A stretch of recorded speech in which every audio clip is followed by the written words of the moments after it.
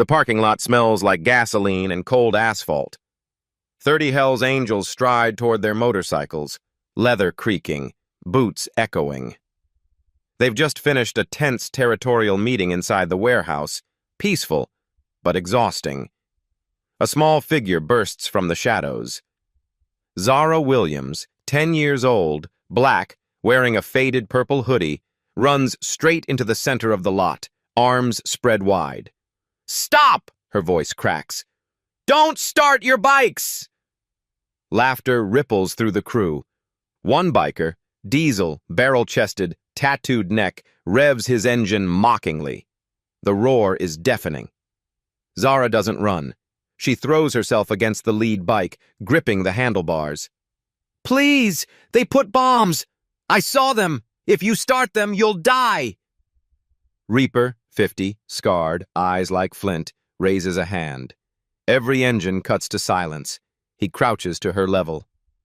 "Talk! Fast!"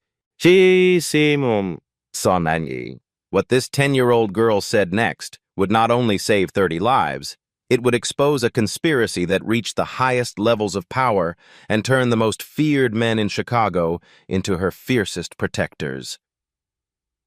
30 minutes earlier.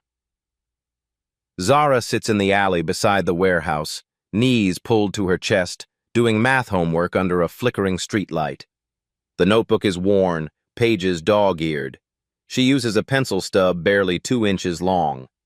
Her mother, Keisha Williams, is inside the building, 3rd floor, scrubbing floors in an accounting firm. Night shift, 11 p.m. to 6 a.m. Keisha has 2 other jobs, laundromat during the day, weekend catering when she can get it. Tonight, the neighbor who usually watches Zara had a family emergency. Bringing her daughter to work violates company policy, but leaving a 10-year-old alone in South Chicago at midnight isn't a choice. It's a death sentence. So Zara waits.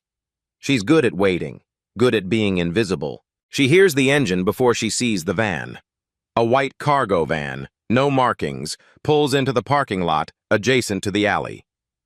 Zara's instinct, honed by years of living in a neighborhood where you mind your business or you die, tells her to shrink behind the dumpster.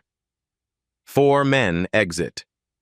They move like soldiers, efficient, synchronized, silent. Dark clothing, tactical boots. One opens the back of the van, pulls out a large toolbox. Zara's heart hammers. She should look away. She should focus on her homework, but she doesn't. The men fan out across the parking lot where the motorcycles are parked. Zara recognizes the bikes.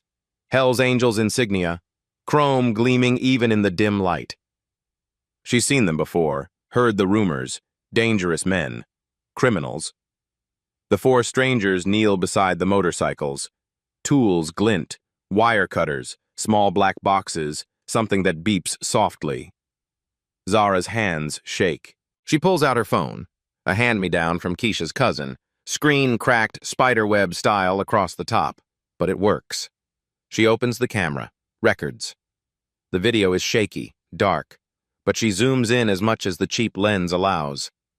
One man's jacket rides up as he bends over a bike's gas tank. Zara's breath catches, clipped to his belt, a police badge. She nearly drops the phone. Why would police? One of the men stands, stretches. He's older, white, buzz cut. He says something to the others. Zara can't hear the words, but she sees his face clearly for 3 seconds as he turns toward the streetlight. She keeps recording. They work for 12 minutes. Then they pack up, climb back into the van, and drive away. No headlights until they're 2 blocks gone. Zara sits frozen, staring at her phone. Her hands won't stop shaking. She opens her email app, the free one that barely works, and sends the video to herself. The upload bar crawls. 10%. 20. The alley is silent except for distant sirens and a dog barking. 50%. Zara stands, legs stiff from crouching. She edges toward the parking lot, phone clutched in her fist. She shouldn't. She knows she shouldn't. But she does. The motorcycles sit in neat rows, chrome and leather and danger. Zara approaches the nearest one, a massive black Harley with a skull decal. She crouches, shines her phone's flashlight under the gas tank. Wires. A small black box with a blinking red light. She doesn't know what C4 looks like, but she knows what a bomb looks like from movies. This looks like a bomb. Her email notification pings. Video sent successfully. Zara stands, backs away. She should go back to the alley. Wait for Mama. Forget this. But then she hears them. Boots on concrete, voices low and rough, the jingle of chains. The bikers returning from their meeting. 30 men, walking toward motorcycles rigged to explode. Zara thinks of Mama. Thinks of the pastor at the church they visit on Christmas and Easter, the one who says, "Do unto others." Thinks of her fourth-grade teacher, Ms. Lane, who tells her, "Smart isn't enough, baby. You gotta be brave, too." She thinks of the men who planted the bombs, men with badges, and she runs. Runs straight into the center of the parking lot, throws her arms wide, and screams the words that will change everything. "Don't start your bikes!" The bomb squad arrives in 15 minutes. 3 trucks, flashing lights painting the warehouse walls red and blue. FBI behind them. Military-grade explosives mean federal jurisdiction. Zara sits on the curb, wrapped in an emergency blanket. Keisha kneels beside her, one arm around her daughter, gripping Zara's hand tight. Keisha's eyes are red from crying. A technician emerges from beneath Reaper's Harley, holding a disarmed device in a containment box. He walks to the lead FBI agent, a white woman in her 40s with steel gray hair. Confirmed. C4 military grade. Sophisticated timer wired to ignition. If any bike had started, this lot would be a crater. The agent approaches Zara. Her badge reads, Special Agent Carolyn Voss. "Sweetheart, I need to ask questions." Zara nods. "What did you see?" 4 men. White van, no license plate. They put something under the bikes. Took maybe 12 minutes. "Did you see faces?" 1. Oldest. Buzz cut. White, maybe 50. Voss exchanges a glance with her partner. "Anything else?" Zara hesitates, but she thinks of the blinking red lights. "They had police badges. I saw one when his jacket moved." The silence is heavy. "Are you certain?" "I took a video." Zara pulls out her cracked phone. 20 feet away, Reaper stands with his crew. Diesel leans against a squad car. Preacher stands beside Reaper, watching Zara. He's 50, black, former civil rights lawyer turned biker. "That kid saved our lives," Preacher says quietly. Reaper watches Keisha. The exhaustion in her spine, worn sneakers, hands red from industrial cleaner. "She's got no one." "We owe her." "Yeah." Voss takes Zara's phone. "I need this as evidence. You'll get it back." Zara's face falls.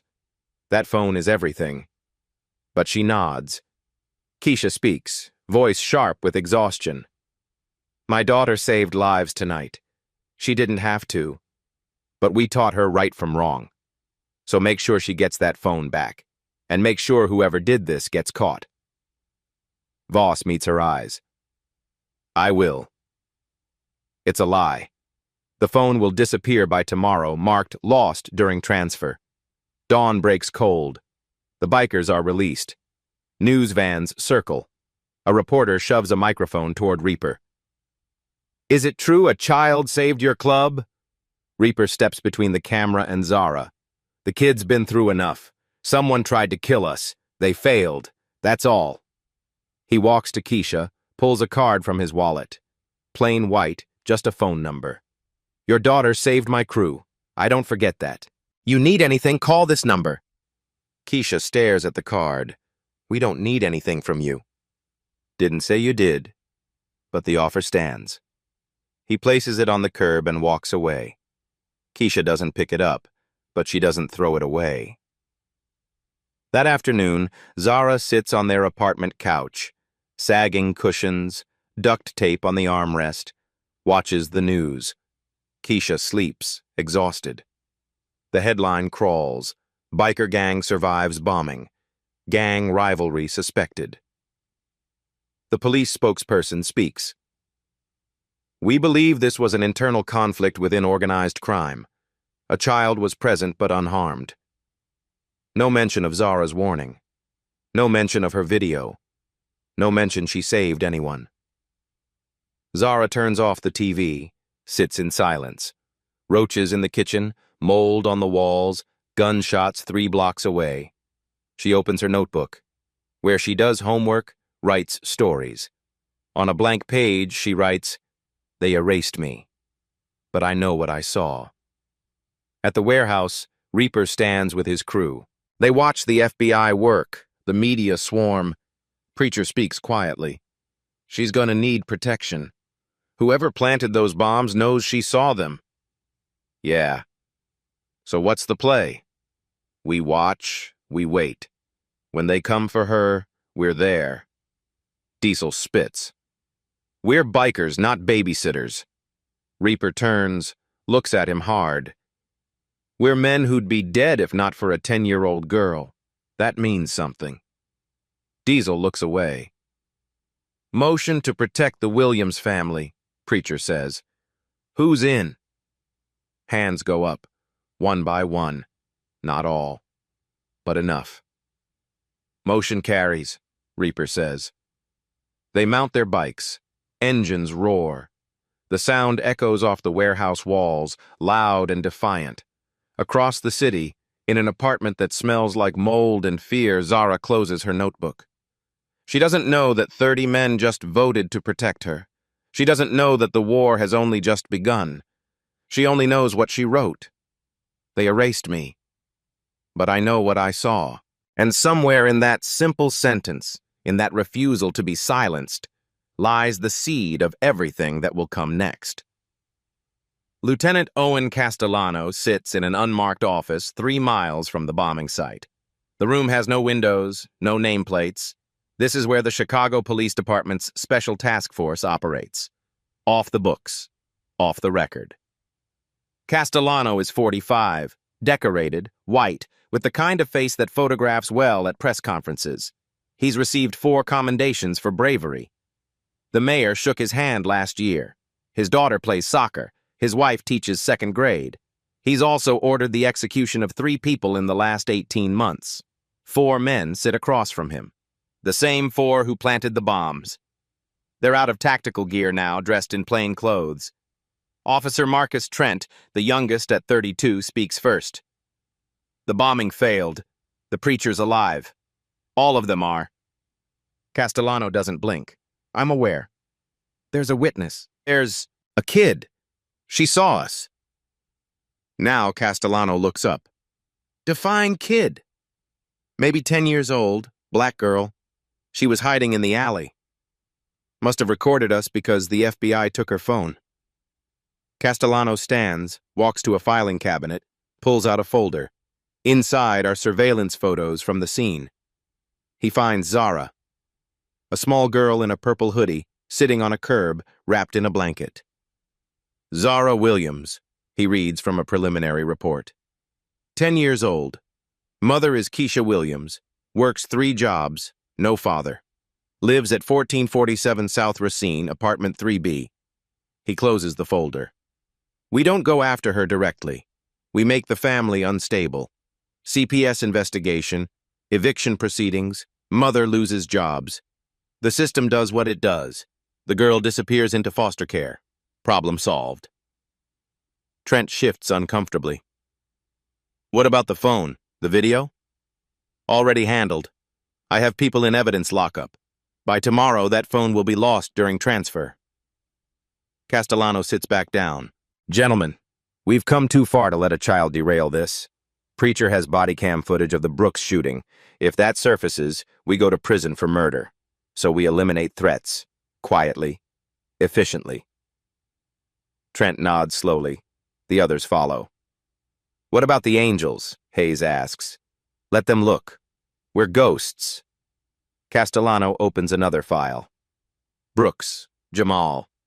Inside is a photo of a 16-year-old black kid in a basketball jersey, smiling. This is what happens when people see too much. The room falls silent. I want the Williams family destabilized within 72 hours. Quietly. Just paperwork and pressure. The four men stand and leave. Castellano stays behind, looking at Zara's photo. 10 years old, bright eyes. The kind of kid who probably gets straight A's, helps her mother, dreams of a better life. He feels nothing. He's learned not to. Across town, Detective Sarah Huang sits in her car outside the FBI field office. She's 42, Asian American, 20 years on the force. She just spent an hour trying to retrieve Zara Williams's phone from evidence. It's gone. Not misplaced. Gone. And the clerk who checked it this morning now claims he never saw it. Huang opens her notebook, writes down everything she remembers from her interview with Zara. The description of the men, the badges, the white van. She takes a photo of her notes with her personal phone, emails it to an encrypted account. Then she writes Lieutenant Owen Castellano's name, underlined 3 times. She doesn't have proof yet. But she's been a cop long enough to recognize a cover-up. At the Hells Angels clubhouse, Reaper sits at a scarred wooden table surrounded by his crew. 30 men, leather and denim, tattoos and scars. They're drinking beer, but nobody's laughing. The preacher stands. Someone tried to kill us last night. Professional work. And that little girl saved every one of us. Diesel spits. So what? We send flowers? We owe her, Reaper says quietly. The room goes silent. A kid put herself between us and death. Didn't ask for anything. Just did it because it was right. The preacher adds, she's also the only witness. They'll come for her. Reaper stands. Then we make sure they don't get to her. The clubhouse smells like motor oil, cigarette smoke, and spilled beer. It's not a place for children or polite society. The walls are covered in patches, photos of fallen brothers, and a faded American flag with 13 stars. This is where the Hells Angels make decisions that can't be made in daylight. Reaper stands at the head of the table. 30 men sit or lean against walls, watching him. Some have been with the club for decades. Others are newer, still proving themselves. But they all share one thing: loyalty to the patch on their backs. The kid who saved us is named Zara Williams, Reaper begins. 10 years old. Lives with her mother in a shithole apartment in South Racine. Mother works 3 jobs just to keep the lights on. No father, no family support. They're barely surviving. He pulls out a folder. Inside are photos he had someone take discreetly. Zara walked to school alone. Keisha leaves for work before sunrise. The eviction notice taped to their apartment door. 2 days ago, police raided their apartment. Anonymous tip about drug activity. Found nothing because there was nothing. But the landlord got spooked. Served them eviction papers. 30 days. Diesel leans forward. How do you know this? Because I've been watching. Because whoever planted those bombs knows she saw them. They're erasing her. Quietly. Systematically. The preacher steps up holding a different folder. It gets worse. I made some calls. Keisha Williams was fired from her cleaning job yesterday. Building management got a call from someone claiming she violated safety protocols by bringing her daughter to work. Which she did, but they never cared before. Someone pressured them. The room murmurs. Anger ripples through the crew. Tommy, the club's vice president, speaks up. He's black, 48, with a scar running from his temple to his jaw. So what are we talking about here? Are we playing guardian angels now? We're paying a debt, Reaper says flatly. That girl stood between us and death. She didn't have to. She could have stayed hidden, let us die, gone home safe. But she didn't. And now the system is crushing her for it. The preacher clears his throat. There's something else you need to know. 3 months ago, I witnessed a shooting. Castellano's task force executed a 16-year-old kid named Jamal Brooks, unarmed. Shot him in the back, then planted a gun on him. I have body cam footage. I got it from a rookie cop who couldn't live with what he saw. Castellano doesn't know it exists, but he suspects I have something. That's why he tried to kill me. Kill all of us. The room goes dead silent. Diesel's face darkens. And the girl saw them planting the bombs? Yeah, which makes her a witness to the attempted murder of 30 people. Castellano can't let that stand. He'll bury her and then he'll come for me. Tommy stands. So what's the play? Reaper looks around the room. We protect her. We keep her family stable. We make sure Castellano knows that if he touches her, he's touching us. And when the time's right, we expose him, publicly, with evidence he can't deny. Diesel crosses his arms. We're not a charity, Reaper. We're a motorcycle club. We got our own problems. Feds breathing down our necks, territory disputes. Now you want us to adopt some kid? I want us to have honor, Reaper snaps.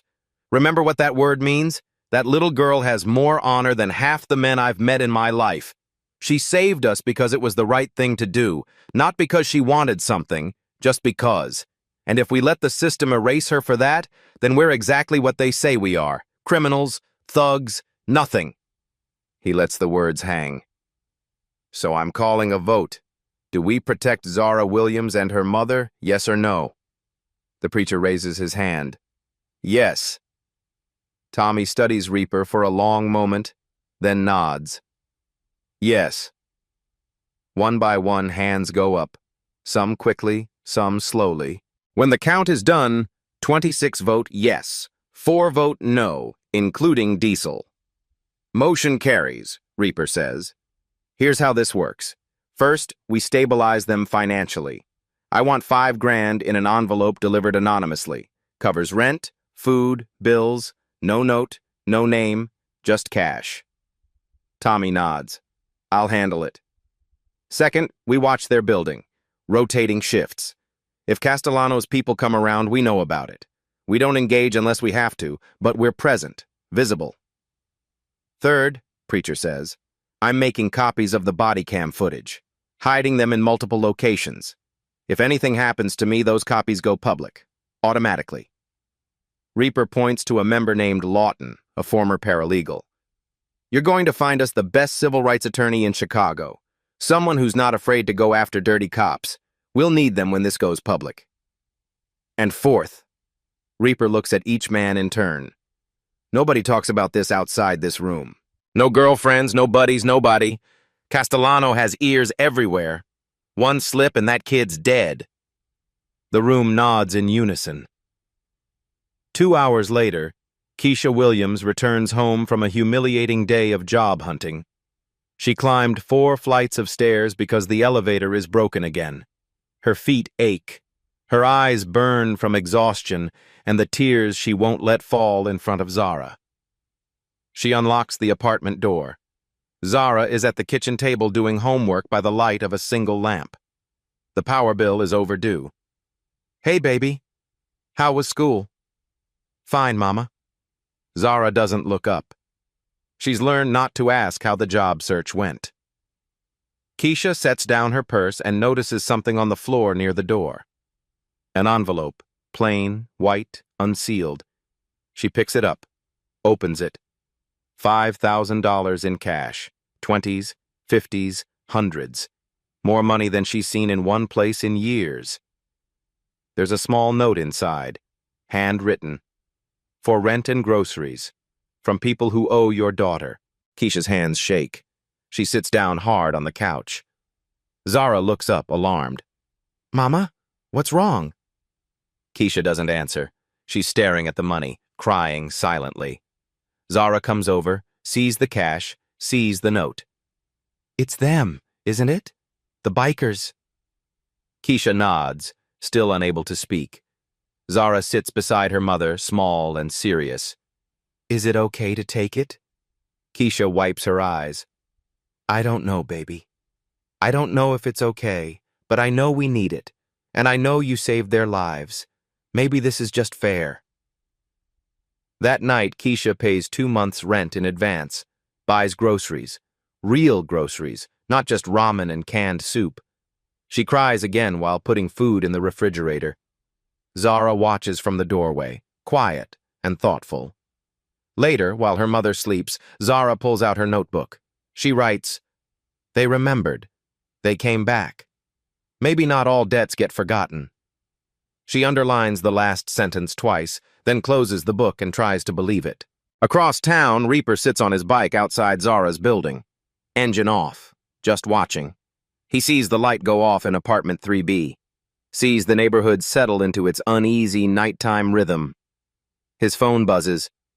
"Tommy, you really think this is gonna work?" Reaper types back, "Don't know, but it's the right thing to do."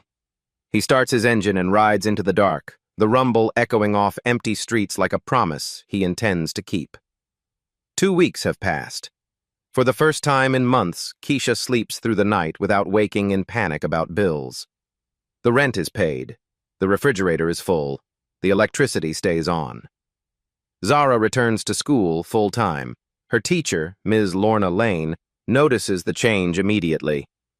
Zara is more focused, raises her hand more often, finishes assignments early. Ms. Lane pulls her aside after class. "You seem lighter, sweetheart. Is everything okay at home?" Zara nods. She doesn't know how to explain that having food changes everything. That not worrying about eviction means she can concentrate on fractions instead of survival. Ms. Lane smiles. "Good. I submitted your application for the Lincoln Magnet School Scholarship Program. You're one of the smartest students I've ever taught. You deserve this." Zara's heart lifts. Magnet School. Advanced classes. A chance. At the Hells Angels clubhouse, the crew settles into routine.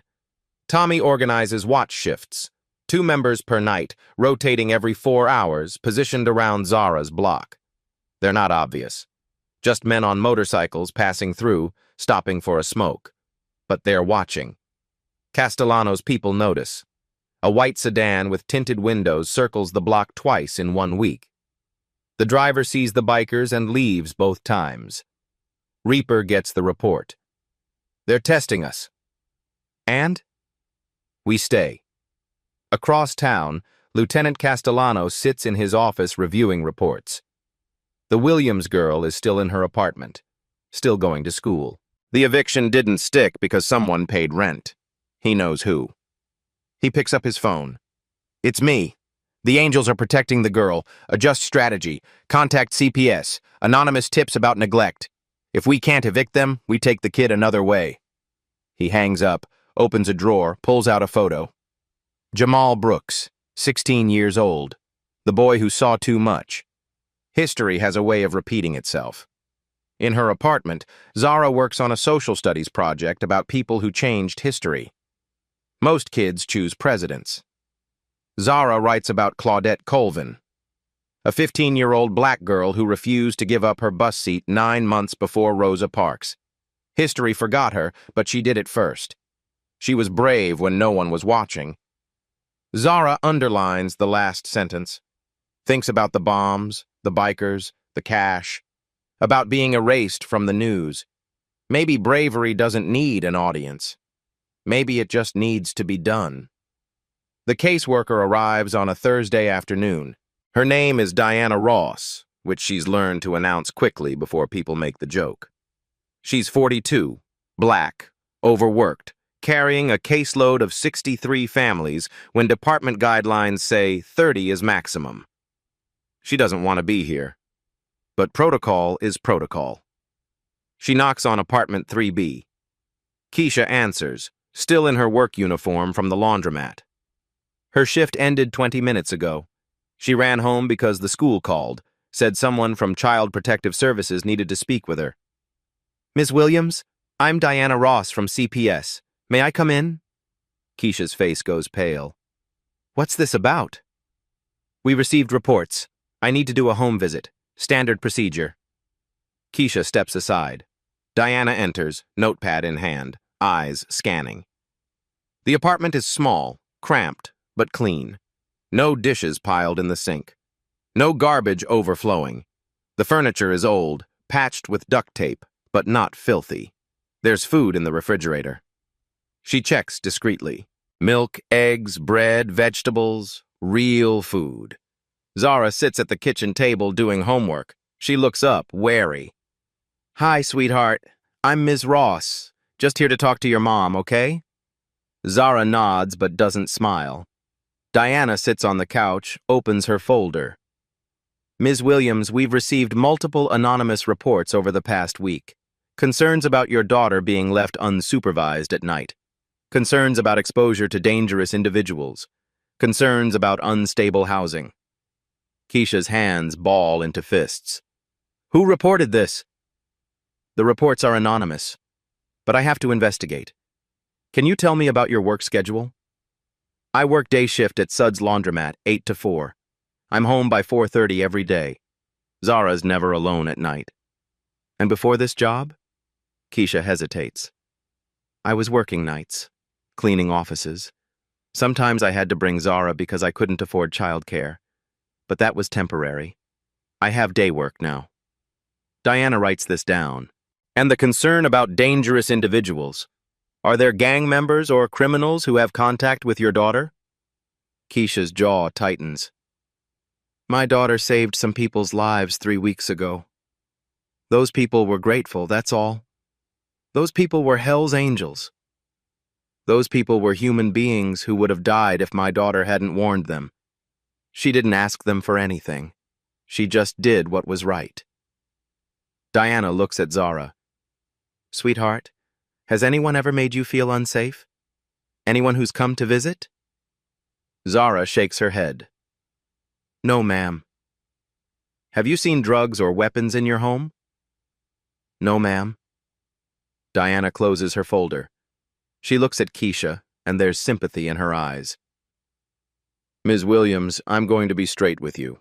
This case has flags all over it. Someone wants me to find something wrong here, but I don't see it. Your home is clean, your daughter is healthy, well-fed, doing well in school, you're employed. By every metric that matters, you're doing fine. So we're okay? For now, but the reports are official. I have to keep the case open for 30 days. If there are more incidents, more reports, I'll have to escalate. That could mean temporary removal." Keisha's breath catches. "You'd take my daughter?" "I don't want to. But if the reports keep coming, I won't have a choice." After Diana leaves, Keisha sits on the couch, head in her hands. Zara sits beside her, small and scared. "Mama, what's happening?" "They're trying to take you away from me, baby." "Who?" "I don't know, but they're not going to stop." That night, Keisha calls Reaper's number. He answers on the second ring. "It's Keisha Williams, Zara's mother." "I know, what's wrong?" She tells him about CPS, the anonymous reports, the 30-day window. Reaper listens without interrupting. "They're going to keep coming," she says, voice breaking. "They're going to take her. I can't stop them. I don't have money for lawyers. I don't have connections. I'm just—" "You're not alone," Reaper cuts in. "Not anymore." 2 days later, Zara is called to the principal's office during lunch. She walks down the hallway, stomach tight with dread. Principal Donovan sits behind his desk. He's a white man in his 50s, usually kind. Today he looks uncomfortable. "Zara, sit down." She sits. "There was an incident yesterday, a fight in the cafeteria. You were present." "I wasn't fighting, I was just eating lunch. 2 boys started hitting each other. I moved away." "I know, but you were present, and I've received concerns about your behavior lately." Zara's heart sinks. "What concerns?" Mr. Donovan doesn't meet her eyes. "Association with known criminals, disruptive influence. I've been advised to monitor you closely." "Advised by who?" He doesn't answer. Instead, he writes something in her file.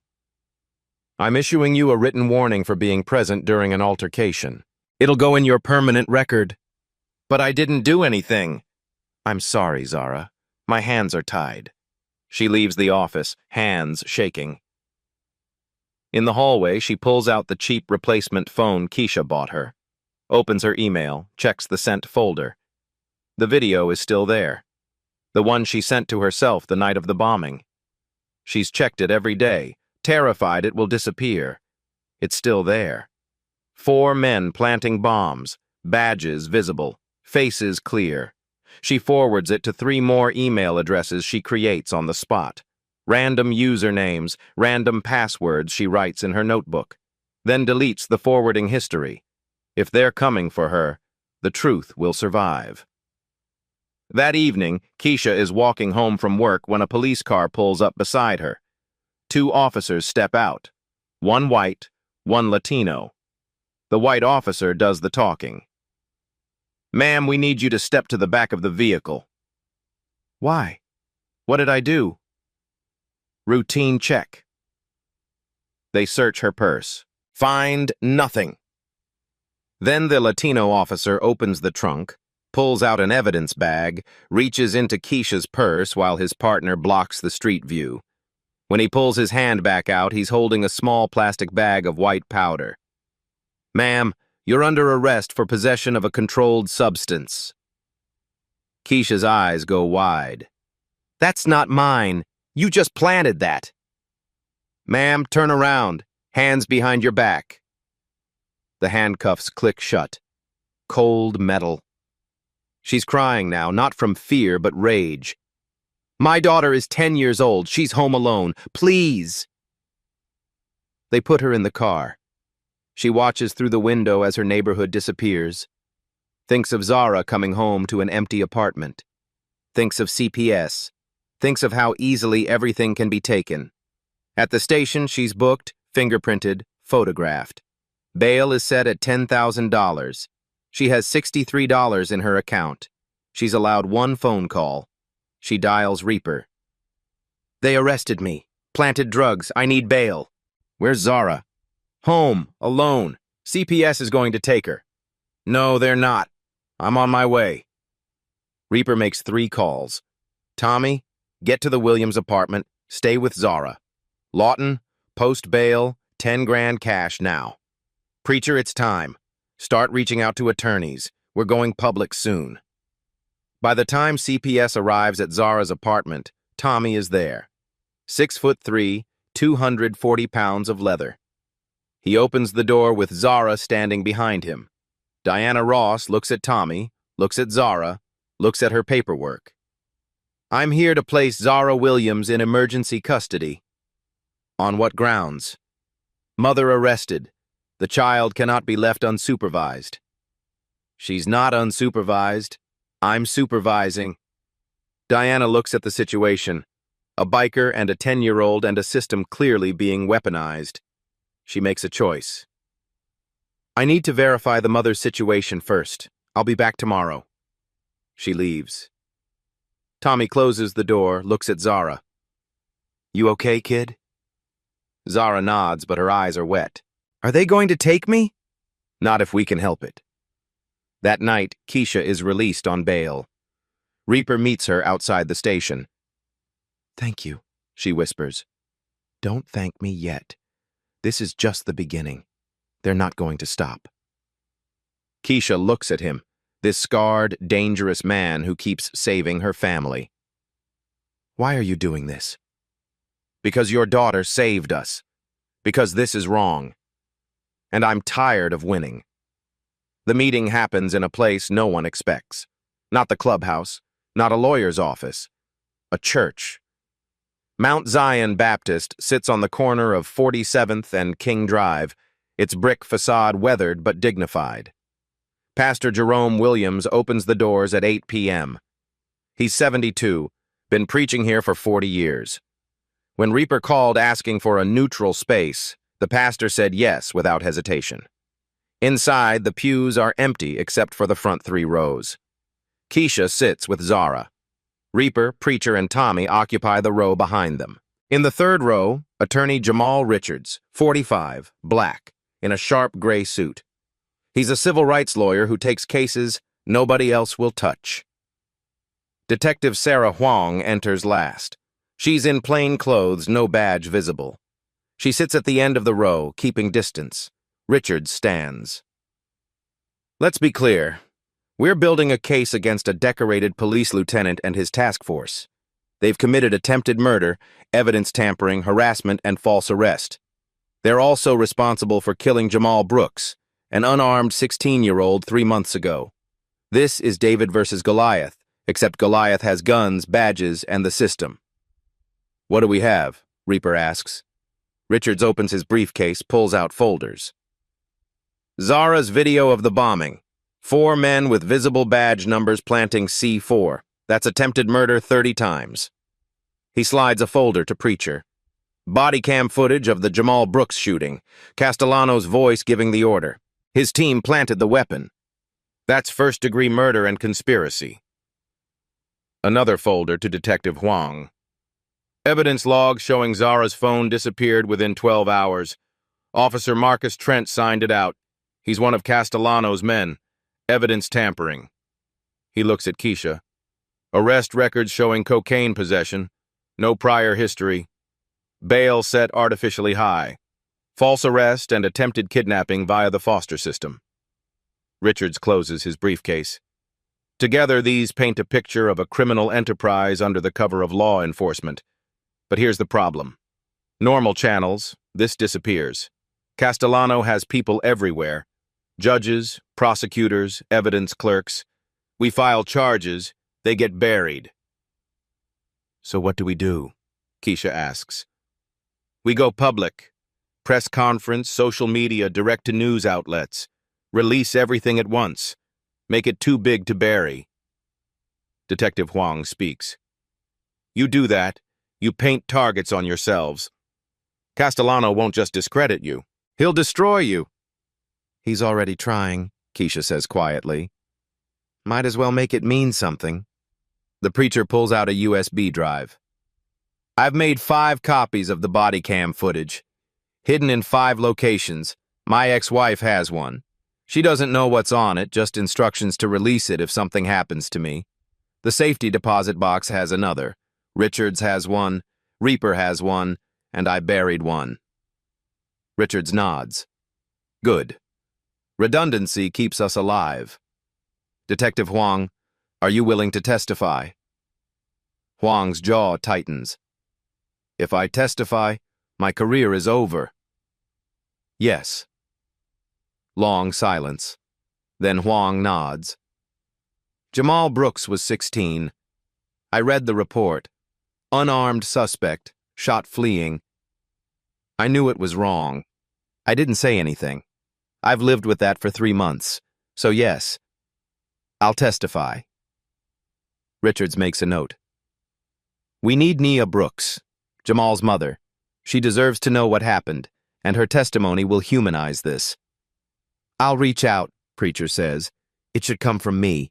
When do we go public? Reaper asks. Richards checks his calendar. Castellano is receiving a Medal of Valor next week. Tuesday, 2 p.m., police headquarters. Press will be there. Politicians, cameras everywhere. We hijacked it. How? Tommy asks. We show up. All of us. Zara presents the evidence. Detective Huang testifies. Nia Brooks speaks. The angels provide security and witness presence. We turn his celebration into his arraignment. They'll arrest us, Keisha says. Maybe. But by then, the evidence will be uploaded everywhere simultaneously. Arrest us. It looks like retaliation. Reaper looks at Zara. Kid, you understand what this means. You'll be on camera. Your face is everywhere. People will know your name. You'll never be invisible again. Zara thinks about Claudette Colvin, about being erased, about the 30 men who would be dead if she'd stayed silent. I don't want to be invisible, she says. I want to be heard. Richard smiles. Then let's make some noise. The meeting breaks up an hour later. Pastor Williams watches them file out, this unlikely coalition. You think they have a chance? his wife asks. David had a sling and a stone. They've got the truth.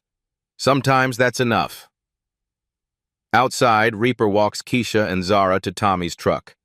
The streets are dark, dangerous. But for the first time in weeks, Keisha doesn't feel afraid. Tuesday, she says. We end this Tuesday. Tuesday arrives cold and clear.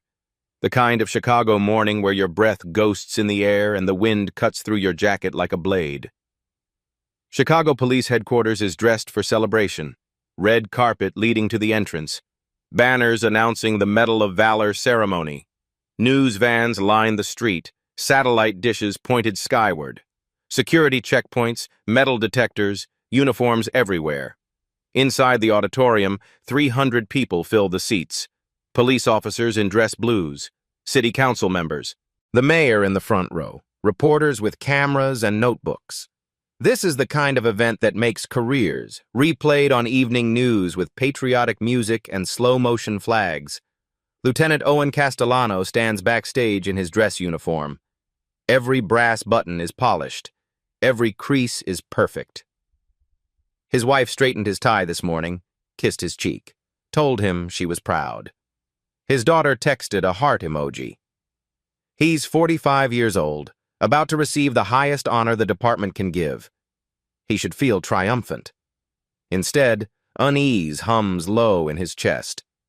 The Williams girl is still out there. The angels are still protecting her. The preacher is still alive. Variables he hasn't eliminated. But today is his day. Tomorrow he'll finish what he started. The ceremony begins at 2 p.m. sharp. The police chief takes the podium, begins the introduction. Castellano's record is impressive even without the lies. 16 years on the force, 42 arrests. 3 officer-involved shootings, all ruled justified. Leader of the special task force that dismantled drug operations and a trafficking ring. The crowd applauds. Cameras flash. And now, please welcome Lieutenant Owen Castellano.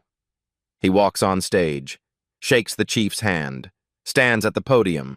The medal is heavy and cold against his chest. Thank you, he begins. This honor belongs not to me, but to every officer who puts on the uniform each day, who walks into danger so others can walk in safety. We are the thin blue line between chaos and order. We are... Outside, the sound begins, low at first, a rumble, then louder, deeper. The unmistakable roar of 30 motorcycles. The building vibrates. People turn toward windows. The roar grows, fills the street, drowns Castellano's voice. Then, abruptly, silence. 30 engines cut at once. The silence is louder than the noise. Castellano stops mid-sentence. His mouth goes dry. The auditorium doors open. 30 Hells Angels walk in. Full colors. Leather vests with patches that announce their club, their rank, their defiance. They move in formation, disciplined, silent. Security moves to intercept, but Reaper raises his hands, shows they're empty.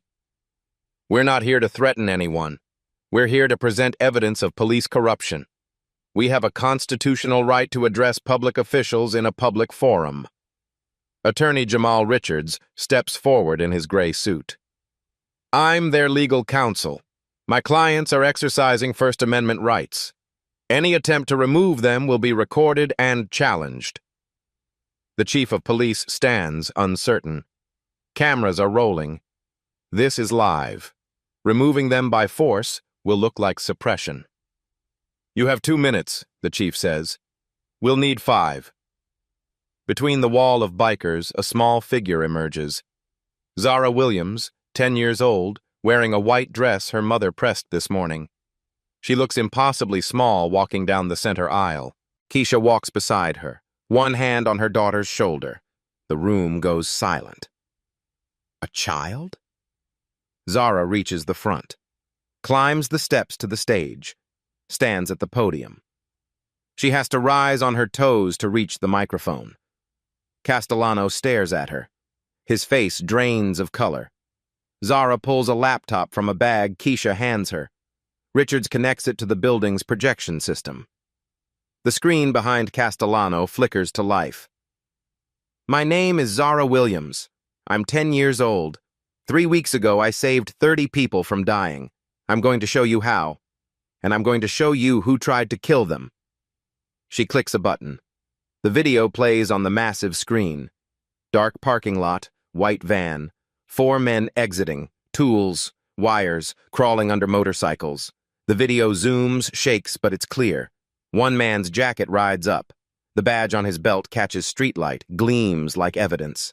The video freezes on that frame. The badge, the face. Officer Marcus Trent. This man and 3 others planted military explosives under 30 motorcycles. If those bikes had started, everyone would have died. I warned them. I showed this video to the FBI. My phone disappeared from evidence the next day. Officer Trent signed it out. Murmurs ripple through the crowd. Reporters type frantically. Cameras zoom on Trent's frozen face. But that's not all, Zara says. She clicks again. Body cam footage begins. Jerky, first-person perspective. Running. A teenager, black, hands raised, yelling. Castellano's voice, unmistakable, off-screen. Take the shot! Gunfire. The teenager falls. Officers approach. One kneels, pulls a gun from a bag, places it beside the body. The timestamp is visible. Badge numbers visible. The face of the dead boy is visible. Jamal Brooks, 16 years old, unarmed. The auditorium erupts, shouts, gasps. The mayor stands, face red. The chief grabs for a phone. Castellano tries to leave. Reaper steps into his path, doesn't touch him, just stands there. A wall. You're going to stay. You're going to answer for this. From the audience, a woman stands. Nia Brooks, 38, black, wearing a black dress, face carved from grief. She walks to the stage, climbs the steps, stands beside Zara. That was my son, Jamal Brooks. He was 16. He wanted to be an engineer. He had a scholarship. You killed him and you lied. Detective Sarah Huang stands in the back. She walks forward, pulls out her badge, holds it up. I'm Detective Sarah Huang, CPD. I can corroborate this evidence. I witnessed tampering in the Williams case. I have documentation. I'm willing to testify under oath. Federal agents in dark suits move through the side doors. FBI. They approach Castellano. Lieutenant Owen Castellano, you're under arrest for conspiracy to commit murder, obstruction of justice, evidence tampering, and violations of civil rights under color of law. Castellano's hands are cuffed behind his back. The metal on his chest catches the light one last time before he's led off stage. The cameras capture everything. His face, his fall, the little girl who brought him down. Reporters swarm, questions fly. Richards steps to the microphone. Copies of this evidence have been uploaded to every major news outlet and social media platform as of 2 p.m. today. This is not an isolated incident. This is a pattern of corruption. We demand a full federal investigation into the Special Task Force and everyone connected to it. The police chief tries to speak, but the room is chaos. Reaper puts his hand on Zara's shoulder. You did good, kid. She looks up at him. Is it over? The hard part is. Outside, as Castellano is loaded into a federal vehicle, he looks back at the building, at the little girl standing on the steps between a biker and her mother, the girl he tried to erase. She's not invisible anymore, and neither is his guilt. Across the city, in living rooms and offices and coffee shops, people watch the footage. The bombing video, the execution. The 10-year-old girl who stood up and said enough. By evening, it's the top story on every network. By midnight, it's viral. Hashtags trend. Politicians issue statements. The Department of Justice announces an investigation. In a small apartment in South Racine, Keisha holds her daughter and cries. Not from fear, from relief. You were so brave, baby. I was scared, Mama. Brave doesn't mean not scared. Brave means scared and doing it anyway. 48 hours after the press conference, Lieutenant Owen Castellano and 4 members of his task force are formally indicted by a federal grand jury. The charges are extensive: conspiracy to commit murder, obstruction of justice, deprivation of rights under color of law, evidence tampering, and the wrongful death of Jamal Brooks. The mayor holds a press conference, apologizes to the Brooks family, announces a complete overhaul of the Special Task Force oversight protocols. Keisha Williams receives a call from the Cook County State's Attorney. All charges against her are dropped. The arrest record is expunged. Furthermore, she's awarded a settlement of $25,000 for wrongful arrest and harassment. She cries when she hangs up. Zara hugs her, small arms wrapped tight around her mother's waist. We're going to be okay, Mama. Yeah, baby, we are. The CPS case is closed. Diana Ross delivers the news personally, sitting in their apartment one last time. I'm sorry for what you went through. The system failed you, but you have an incredible daughter. Keisha nods. I know. 2 weeks later, Zara receives a letter. The Lincoln Magnet School Scholarship Committee has not only reinstated her application but expedited it. She's been accepted for the spring semester, full scholarship, advanced placement classes, a chance, Ms. Lane presents the letter in front of the whole class. The students applaud. Zara's face burns with embarrassment and pride. That night, Keisha uses part of the settlement as a down payment on a 2-bedroom apartment in a better neighborhood. Not perfect, but safer. The apartment has working heat, no roaches, and a window in Zara's room that looks out on a small park. Zara stands in her new bedroom, empty except for her backpack and a sleeping bag. Keisha watches from the doorway. You okay, baby? It feels too good to be real. It's real. We earned this. The Hells Angels throw a quiet celebration at the clubhouse. Reaper presents Zara with a gift, a leather-bound journal, her initials embossed in gold. For writing down what matters, like you did for us. Zara opens it. On the first page, in Reaper's handwriting, we were dead men until you saved us. Now we're your debt. Forever. She looks up at him, eyes shining. Thank you for believing in me. Reaper crouches to her level. No, thank you. You reminded us what we're supposed to be, protectors of anyone who needs it. That's an honor. Tommy approaches with an envelope. From the crew, college fund. We're adding to it every year until you graduate. Inside, a check for $10,000. Keisha gasps. We can't. You can, Preacher says. That girl is going to change the world. We're just making sure she gets the chance. Across town, Nia Brooks kneels at her son's grave, fresh flowers in her hands. Jamal would have been 17 next month. She touches the headstone. They got him, baby. The man who killed you is going to prison. It won't bring you back. But people will remember you now, not as a statistic, as my son. She stays until sunset. Today, for the first time, she feels something other than rage and grief. She feels peace. 1 year later, Zara Williams stands on a stage in Washington, D.C. She's 11 now, taller, more confident. She's been invited to speak at the National Youth Leadership Conference, her story a case study in courage and civic engagement. A year ago, I saw something terrible, she says into the microphone. Her voice is steady, clear. I could have stayed silent, but my mama taught me that if you can help, you do, even if it's scary, especially if it's scary, because silence protects the powerful. Truth protects everyone. The audience of 2,000 students and educators rises in standing ovation.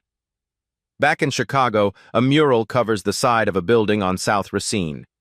Zara standing between motorcycles, arms spread wide, the words painted above her. Courage has no size. Neighborhood kids gather to see it daily. It's become a landmark. Illinois passes Jamal's Law, mandatory independent body cam review for all officer-involved shootings. Nia Brooks and Zara attend the signing. The governor thanks them publicly. In a small classroom at Lincoln Magnet School, Zara sits in advanced mathematics. She's thriving. At lunch, she opens her journal, writes, "Maybe bravery isn't about being fearless. Maybe it's about being afraid and doing it anyway." She closes the book, smiles. Across town, Reaper sits on his motorcycle outside her school, engine idling, just watching, making sure she's safe. He'll keep watching. That's what family does. And Zara Williams? She's just getting started. If this story moved you, hit that like button, subscribe to Black Tales Stories for more stories of courage and justice, and tell us in the comments, what would you do if you witnessed something wrong?